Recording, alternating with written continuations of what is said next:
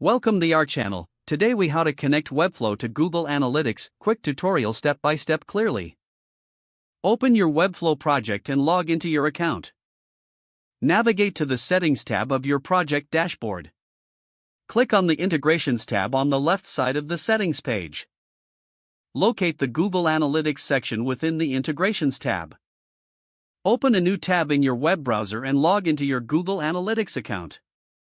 Select the website property you want to connect with Web. Click on the admin gear icon in the lower left corner of the Google Analytics interface.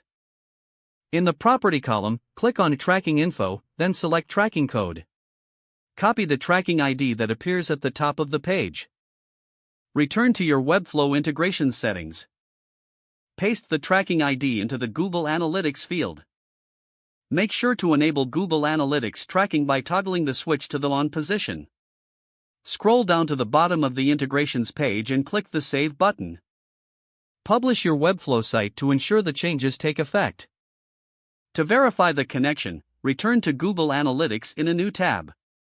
Open the Real-Time section on the left sidebar of Google Analytics. Visit your Webflow site in another browser tab. You should see activity reflected in the Real-Time section if the connection is successful. Congratulations, you have successfully connected Webflow to Google Analytics.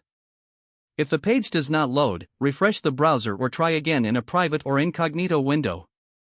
Make sure you are using the correct email address, then retype it carefully to avoid small typos.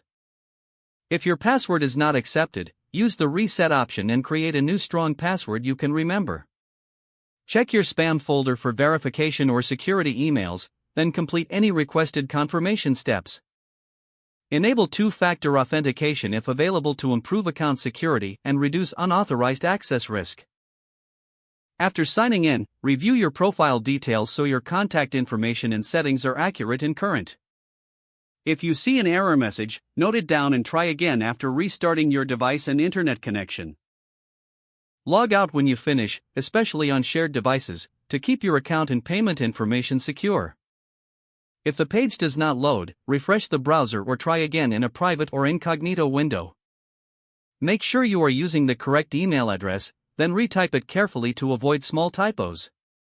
Don't forget to like this video and subscribe to our channel for more step-by-step tech guides.